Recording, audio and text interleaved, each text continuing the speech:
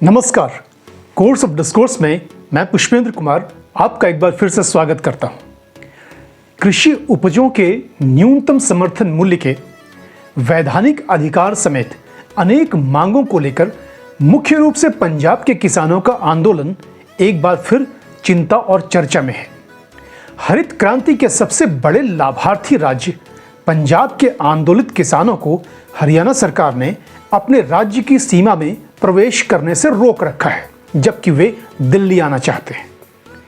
आंदोलन के इस हाईवे पर जब आप विशालकाय कृषि मशीनरी और उपकरणों को देखते हैं तो एक ओर शुरुआती 3-4 दशकों की हरित क्रांति में उपजी असाधारण सफलता की पंजाब स्टोरी दिखाई देती है, लेकिन दूसरी ओर उनकी खेती के संकट में उसी हरित क्रांति और एमएसपी प्रबंधन के दोष और अदूरदर्शिता दिखाई देते हैं जो सड़क पर खड़ी है। तो क्या हुआ पंजाब की हरित क्रांति में? वहां के किसानों की कुल आय में जिस धान की पैदावार का हिस्सा सबसे अधिक है, मौसमी दशाओं के संदर्भ में वहां धान की खेती होनी ही नहीं चाहिए, लेकिन यह छोटा सा राज्य देश के कुल धान का 10% उत्पादन करता है। सिर्फ धान के साथ ही ऐसा नहीं हुआ है। उत्तर भारत में गन्ना उत्पादन का परंपरागत और मौसमी अनुकूलता का क्षेत्र पूर्वी उत्तर प्रदेश और बिहार के तराई के इलाके हैं, जो 1960 से 90 के दशक में खिसक कर महाराष्ट्र और पश्चिमी उत्तर प्रदेश जा पहुंचा। ऐसा क्यों हुआ, इसके परिणाम क्या हुए और इसके पीछे क्या कोई राजनीति थी या नीतियों में दोष था? बेहद प्रतिष्ठित इकोनॉमिक एंड पॉलिटिकल वीकली में 2007 में गन्ना उत्पादन के इस बदले हुए भौगोलिक परिदृश्य पर एक शानदार रिपोर्ट प्रकाशित की गई थी। मौका मिले तो इसे पढ़िए, जो बताती है कि हरित क्रांति की सफलताएं अपनी जगह, लेकिन उसकी दुर्घटनाएं किस प्रकार की हैं। लौटते हैं पंजाब पर। केंद्र सरकार द्वारा धान की कुल खरीद में पंजाब की हिस्सेदारी देश में सबसे अधिक 22% है। पंजाब की मंडियों में आने वाली धान की 99% और गेहूं की लगभग 74% उपज की सरकारी खरीद एमएसपी पर होती है। यदि आप A2 और A2 प्लस एफएल कॉस्ट यानी खेती की लागत के अलावा यदि ग्रॉस वैल्यू ऑफ आउटपुट यानी प्रति एकड़ भूमि पर तैयार होने वाली फसल की कुल बाजार कीमत की गणना को देखें तो आप पाएंगे कि लगभग सभी प्रमुख फसलों में लागत और प्राप्ति मूल्य दोनों में पंजाब शीर्ष पर है। यानी जिन किसानों की उगाई गई प्रमुख फसलों को मंडियों में सरकार एमएसपी पर लगभग पूरा खरीदती है, वे एमएसपी की गारंटी को लेकर आंदोलन कर रहे हैं, जबकि पंजाब के किसानों को हकीकत यह है कि इसका कोई अतिरिक्त फायदा नहीं होना है। खेती के लिए बीजों, उर्वरकों और मशीन आदि की लागत पूरे देश में लगभग एक समान बढ़ी है, लेकिन पंजाब जैसे कृषि क्षेत्र की समस्या यह है कि उर्वरकों, कीटनाशकों के अवैज्ञानिक प्रयोग से वहां की भूमि बंजर बन रही है और बेतरतीब जल दोहन के कारण खिसकते जल स्तर से सिंचाई की लागत साल दर साल बढ़ती जा रही है। प्रति एकड़ क्षेत्रफल पर बीते साल के समान उत्पादन प्राप्त करने के लिए हर अगले साल अधिक उर्वरक और अन्य खर्चे करने पड़ रहे हैं। पंजाब की खेती में बढ़ती लागत के अनुपात में फसलों की उत्पादकता में सुधार और लाभदायकता दर दोनों घट रही है। यह संकट इसलिए भी जटिल है कि खेती पर निर्भर 75% आबादी वाले पंजाब की जीडीपी में कृषि का योगदान 29% तक है, जबकि राष्ट्रीय जीडीपी में कृषि की हिस्सेदारी लगभग 18% तक है। जाहिर है पंजाब की कृषि की अलाभदायकता उसकी आर्थिक सुरक्षा को जोखिम में डालता है। एक और आंकड़ा समझें। पंजाब की कृषि विकास दर 1971 से 1986 के बीच राष्ट्रीय औसत से दोगुनी ऊंची थी, जो 1986 से 2005 के दौर में घटकर राष्ट्रीय औसत के बराबर हो गई। फिर 2005 से 2014-15 में पंजाब की कृषि विकास दर राष्ट्रीय कृषि विकास दर के औसत से आधी हो गई। पंजाब के किसानों की बढ़ती लागत के सापेक्ष लाभ को बचाए रखने के लिए मुफ्त बिजली और पानी जैसे अदूरदर्शी नीतियों से दी गई राहत और धान जैसे फसलों की खेती को समर्थन अब उसके लिए भारी समस्या बन चुके हैं। पंजाब और उसकी हरित क्रांति आज कृषि की थकान की कहानी है। जाहिर है इसका रचनात्मक और व्यावहारिक समाधान होना चाहिए, लेकिन हरित क्रांति के ऐसे दोष अन्य राज्यों के लिए सचेत करने वाला प्रकरण भी हैं।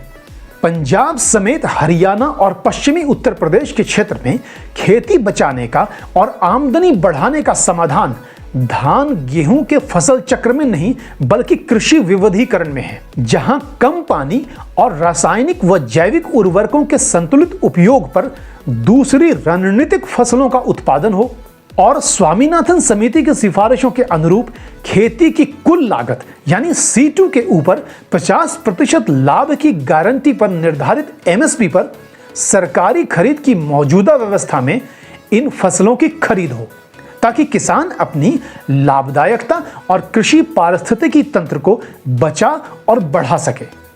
आंदोलन कर रहे किसान संगठनों के साथ अनेक दौर की वार्ताओं के बाद केंद्र सरकार के द्वारा 5 फसलों अरहर, उड़द, मूंग, मक्का और कपास की MSP पर अगले 5 साल की खरीद के प्रस्ताव को किसान संगठनों ने ठुकरा दिया।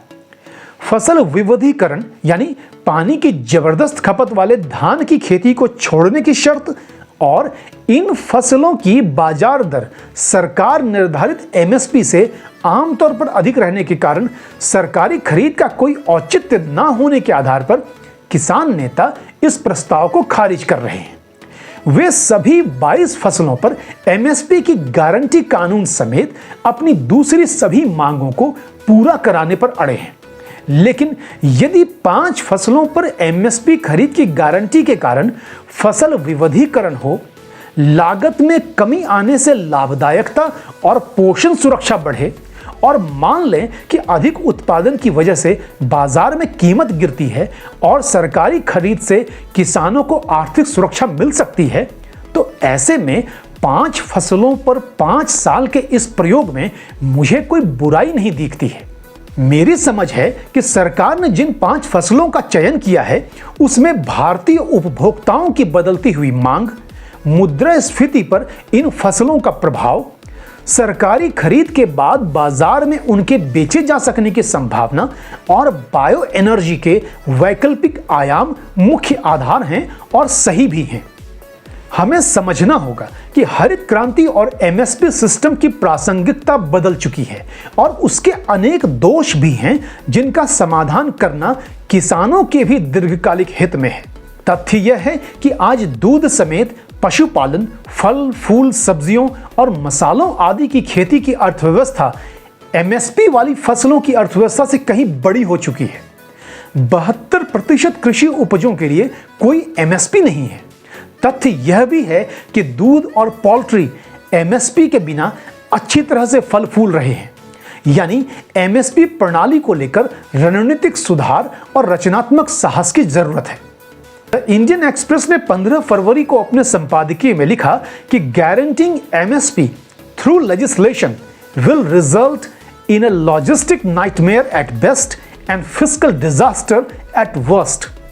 मैं इससे सहमत नहीं हूं, लेकिन सवाल है कि सभी 22 फसलों पर MSP गारंटी दी जा सकती है? मुझे लगता है दी जा सकती है।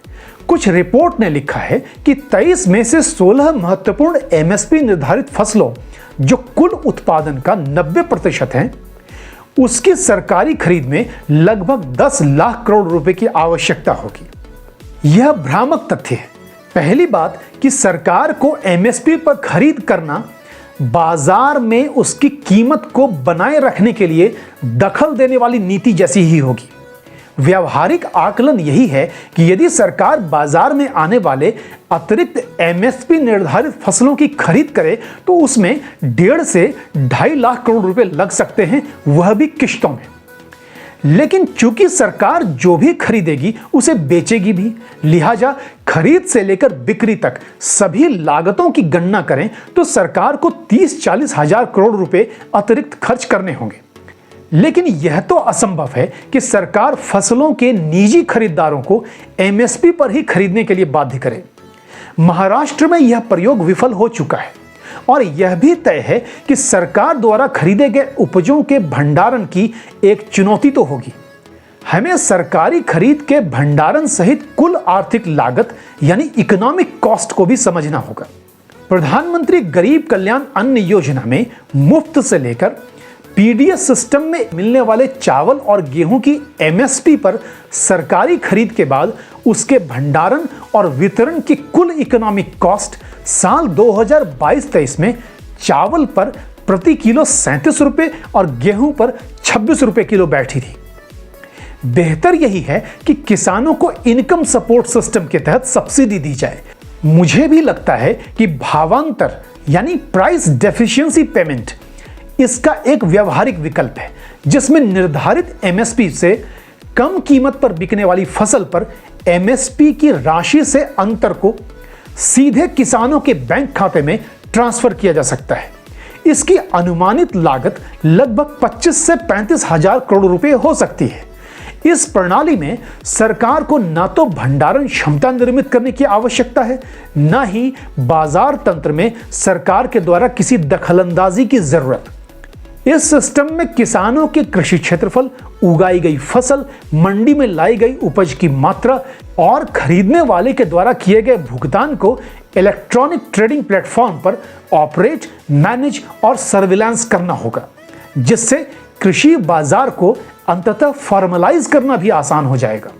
इसके तहत इलेक्ट्रॉनिक ट्रेडिंग प्लेटफॉर्म पर किसान अपनी उपज को एपीएमसी बाजार से बाहर बेच भी सकेंगे और एमएसपी पर सरकारी खरीद न होने के कारण जिन फसलों के उपज के लिए अधिक प्रोत्साहन नहीं मिल पाता है, अब किसान अन्य फसलों की खेती भी कर सकेंगे, जिससे क्रॉप डाइवर्सिफिकेशन भी होगा। लेकिन ऐसा करने में भी समस्याओं की कमी नहीं है। कुछ किसानों और खरीदारों के द्वारा अंडर प्राइसिंग या अंडर बिलिंग भी की जा सकती है।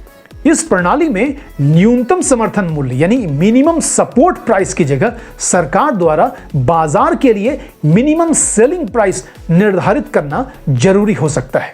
यह व्यावहारिक तथ्य है कि देश के अलग अलग हिस्सों में अलग अलग प्रकार की खेती को लेकर परिस्थितियां, जोखिम, लागत और व्यवस्थाएं अलग अलग हैं। लिहाजा खेती को लेकर केंद्र सरकार के स्तर से राष्ट्रीय नीति के समानांतर राज्य सरकारों को भी अपने राज्य के कृषि विशिष्टता के सापेक्ष नीति और संसाधनीय निवेश करने पड़ेंगे। आज एमएसपी पॉलिसी को खाद्यान्न सुरक्षा नहीं बल्कि पोषण सुरक्षा, फसल विविधीकरण, फसल प्रसंस्करण यानी वैल्यू एडिशन और मार्केटिंग से जोड़ने की आवश्यकता है। किसानों को उनकी उपज का लाभकारी मूल्य मिले, यह अपेक्षा वाजिब है, लेकिन लाभकारी मूल्य का अर्थ उत्पादक किसानों की आय वृद्धि तक सीमित नहीं है, बल्कि सप्लाई और वैल्यू एडिशन चेन में शामिल हुए लोगों, उद्योगों की प्रतिस्पर्धी क्षमता और करोड़ों उपभोक्ताओं की हित सुरक्षा भी मुद्दा है। आधी आबादी की आजीविका सुरक्षा पर राजनीति भी होगी और होनी भी चाहिए। लेकिन क्या आने वाले समय में सरकारी खरीद के सभी फसलों को पीडीएस सिस्टम के जरिए गेहूं और चावल के समान सस्ती दरों पर या मुफ्त में बांटने की राजनीति और नीतियों का दबाव नहीं हो सकता है? मांग तो यह भी हो सकती है कि फिर 22 फसलों के उत्पादक ही एमएसपी के लाभार्थी क्यों हों? महत्वपूर्ण फलों, सब्जियों, दूध व अन्य कृषि उत्पादों के लिए भी एमएसपी की व्यवस्था क्यों नहीं होनी चाहिए? यह भी एक तथ्य है कि 1970 के दशक में जब अमेरिकी सरकार ने किसानों से दूध खरीदना शुरू किया तो उसे बाद में पनीर भी खरीदना पड़ा। 13 महीनों तक चले किसानों के आंदोलन के बाद नवंबर 2021 में जब 3 नए कृषि कानूनों को रद्द किया गया, तब मैंने कहा था कि कृषि सुधार को लेकर भविष्य की संभावनाएं अब पहले से और जटिल या लगभग असंभव हो जाएंगी। आज मैं कह सकता हूं कि आंदोलनरत किसानों का WTO और दूसरे फ्री ट्रेड एग्रीमेंट को रद्द करने, किसानों को प्रति माह 10,000 रुपए की पेंशन और लगभग 20 लाख करोड़ रुपए की ऋण माफी जैसी मांग पूर्णतः अव्यावहारिक है। एमएसपी की गारंटी पर हमें चरणबद्ध तरीके से ही आगे बढ़ना होगा, क्योंकि इसकी समस्याएं दशकों से की गई उपेक्षा और व्यवहारिक रणनीति को न अपनाने की अदूरदर्शिता का परिणाम है। यानी सभी समस्याओं का एक साथ समाधान असंभव है।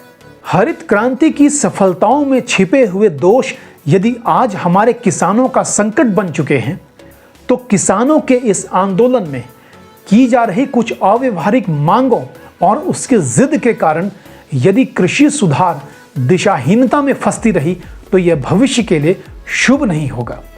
बेहतर है किसान और सरकार दोनों समन्वय और दूरदर्शी समझ के साथ इसका समाधान सुनिश्चित करें। आपने द कोर्स ऑफ डिस्कोर्स देखा, इसके लिए आपका बहुत बहुत धन्यवाद। कोर्स ऑफ डिस्कोर्स को लाइक, शेयर और सब्सक्राइब कीजिए। नमस्कार।